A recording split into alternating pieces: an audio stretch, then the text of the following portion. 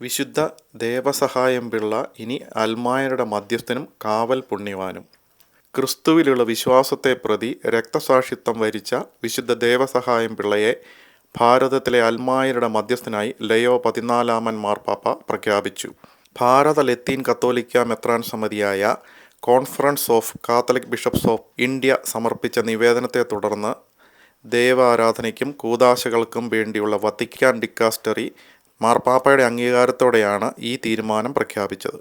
എല്ലാ രൂപതകളിലും ഇടവകകളിലും ഈ ചരിത്ര നിമിഷം ആഘോഷിക്കാനും രാജ്യത്തുടനീളം വിശുദ്ധ ദേവസഹായം പിള്ളയോടുള്ള വണക്കവും മധ്യസ്ഥ സഹായവും പ്രോത്സാഹിപ്പിക്കുവാനും CCBI പ്രസിഡന്റ് കർദിനാൾ ബിഷപ്പ് മേരി ഫെറോവോ ആഹ്വാനം ചെയ്തു. ദേവസഹായം പിള്ളയെ രക്തസാക്ഷി പദവിയിലേക്ക് ഉയർത്താനുള്ള നടപടികൾക്ക് 2012 ബെനഡിക്ട് 16 മാർപ്പാപ്പയിൽ നിന്ന് അംഗീകാരം ലഭിച്ചു. 2012 ഡിസംബർ 2 അദ്ദേഹത്തെ വാഴ്ത്തപ്പെട്ടവനായി ഉയർത്തി. 2022 മെയ് 15 ദേവസഹായം പിള്ളയെ ഫ്രാൻസിസ് മാർപ്പാപ്പ വിശുദ്ധ പദവിയിലേക്ക് ഉയർത്തി.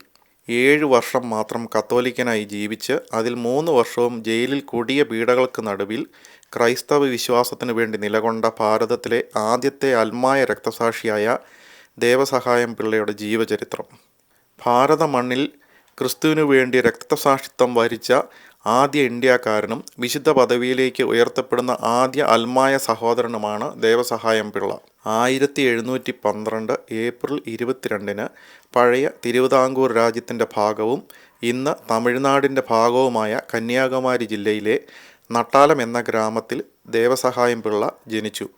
പിതാവ് വാസുദേവൻ നമ്പൂതിരി ഒരു ബ്രാഹ്മണനും മാതാവ് ദേവകിയമ്മ ഒരു നായർ സ്ത്രീയുമായിരുന്നു. നീലകണ്ഠൻ എന്നായിരുന്നു അദ്ദേഹത്തിൻ്റെ യഥാർത്ഥ പേര്.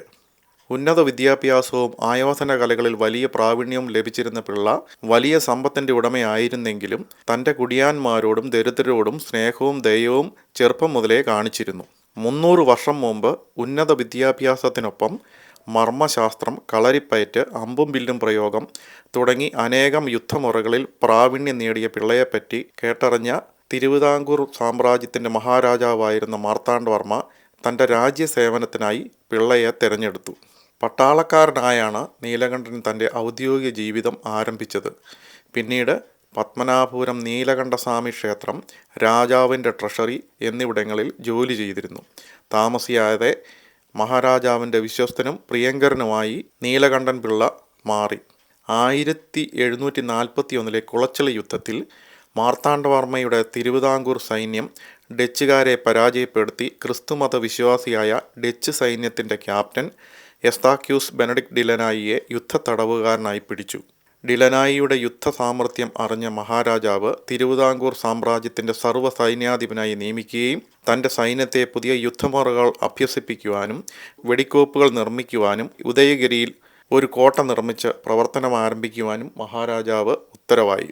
ഉദയഗിരി കോട്ട നിർമ്മാണത്തിൽ ക്യാപ്റ്റൻ ഡിലനായിയെ സഹായിക്കാൻ മഹാരാജാവ് നിയോഗിച്ചത് നീലകണ്ഠൻ പിള്ളയായിരുന്നു. പരസ്പര പങ്കുവെക്കലിലൂടെയും സൗഹാർദ്ദത്തിലൂടെയും ഇരുവരും സുഹൃത്തുക്കളായി മാറി.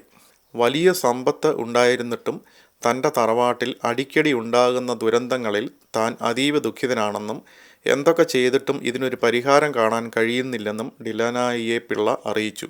ഈ ലോകത്തിലെ സമ്പത്തെല്ലാം നശ്വരമാണെന്നും ഈ ലോക ജീവിതത്തിന് ശേഷം ഒരു ജീവിതമുണ്ടെന്നും ആ ജീവിതമാണ് നിത്യജീവനെന്നും അവിടെയാണ് സമ്പത്ത് സമ്പാദിക്കേണ്ടതെന്നും ഡിലനായി പിള്ളയെ ബോധ്യപ്പെടുത്തി. പഴയ നിയമത്തിലെ ജോബിൻ്റെ കഥ അവനോട് വിവരിക്കുകയും കഷ്ടപ്പാടിലൂടെ ഒരു നല്ല മനുഷ്യൻ്റെ വിശ്വാസത്തെ ദൈവത്തിന് എങ്ങനെ പരീക്ഷിക്കാമെന്ന് വിശദീകരിക്കുകയും ചെയ്തു.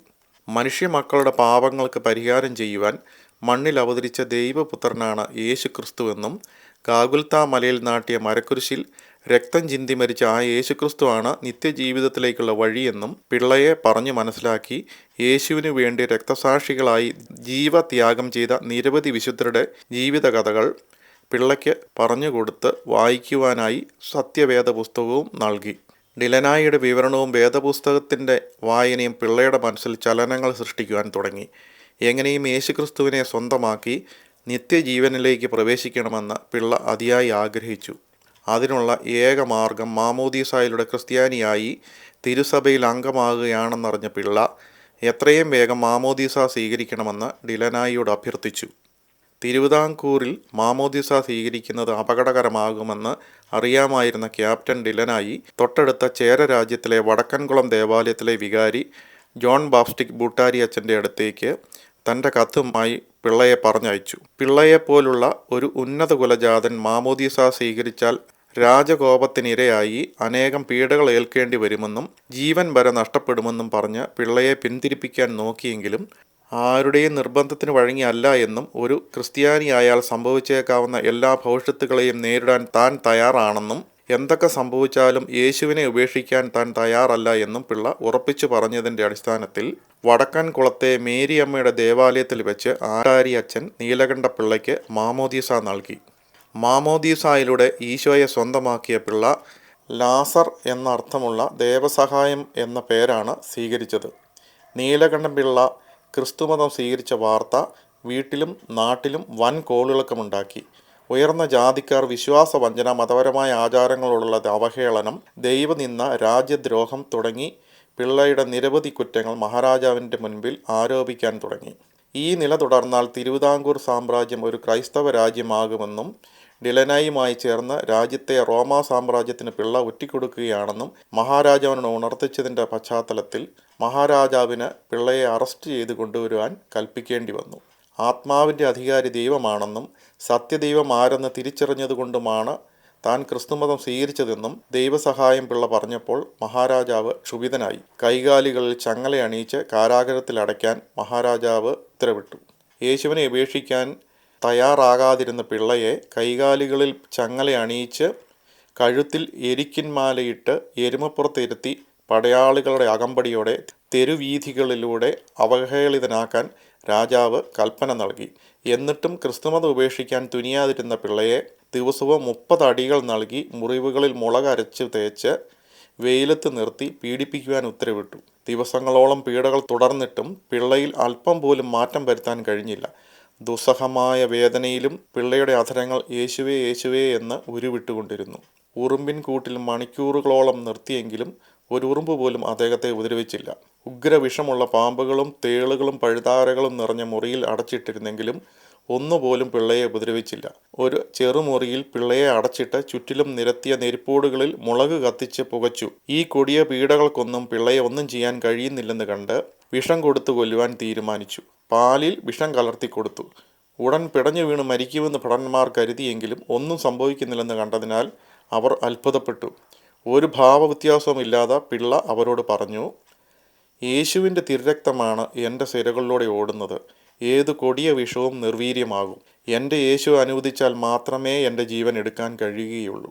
1754 ജനുവരി 14 ദേവസഹായം പിള്ളയെ വെടിവെച്ച് കൊല്ലുവാനായി കാറ്റാടി മലയിലേക്ക് കൊണ്ടുപോയത് പിള്ളയെ മലർത്തിക്കിടത്തി ഇരുകാലുകളും കൈകളും കൂട്ടിക്കെട്ടി ഒരു കമ്പിൽ തൂക്കി ഭടന്മാർ ചുമന്നാണ് കൊണ്ടുപോയത്. മരിക്കുന്നതിന് മുമ്പ് പിള്ള പാറയിൽ മുട്ടുകുത്തി പ്രാർത്ഥിച്ച സ്ഥലത്ത് കാൽമുട്ടുകൾ പതിഞ്ഞ പാറയുടെ ഭാഗം താഴ്ന്ന നിത്യമായ ഒരു അടയാളമുണ്ടായി. തമിഴ്നാട്ടിലെ കന്യാകുമാരി ജില്ലയിലെ ആലുവാമൊഴിക്കടുത്തുള്ള കാറ്റാടി മലയിൽ വെച്ച് അർദ്ധരാത്രിയിൽ വധശിക്ഷ നടപ്പിലാക്കി. മുട്ടുകുത്തി പ്രാർത്ഥിക്കുന്ന വേളയിൽ ദൈവസഹായ പിള്ളയെ വെടിവെച്ച് കൊല്ലുകയായിരുന്നു. വെടിയേറ്റ് വീഴുമ്പോഴും യേശുവേ യേശുവേ എന്ന് പ്രാർത്ഥിച്ചുകൊണ്ടിരുന്നു. വെടികൊണ്ട് പിള്ളയുടെ ശരീരം നിലത്ത് വീണപ്പോൾ മുകളിൽ നിന്നും പാറക്കഷണങ്ങൾ മണിയടിക്കുന്ന വലിയ ശബ്ദത്തോടെ അടർന്നു വീഴുകയുണ്ടായി. ആ പാറക്കഷണത്തിലെ ഒരു ഭാഗം ഇപ്പോഴും കാറ്റാടി മലയിൽ സ്ഥിതി ചെയ്യുന്നു. അതിന്മേൽ ഒരു കല്ലെടുത്ത് പൊട്ടിയാൽ മണിയടി ശബ്ദം കേൾക്കാൻ കഴിയുന്നു.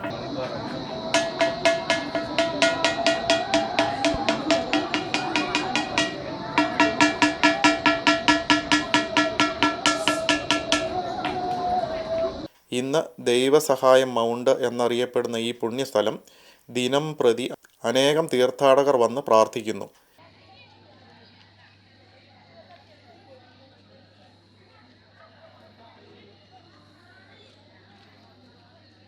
വിശുദ്ധ ഫ്രാൻസിസ് സേവിയറുടെ പേരുള്ള ദേവാലയത്തിലെ പ്രധാന ബലിപീഠത്തിന് താഴെയാണ് ദേവസഹായം പിള്ളയുടെ കല്ലറ സ്ഥിതി ചെയ്യുന്നത്.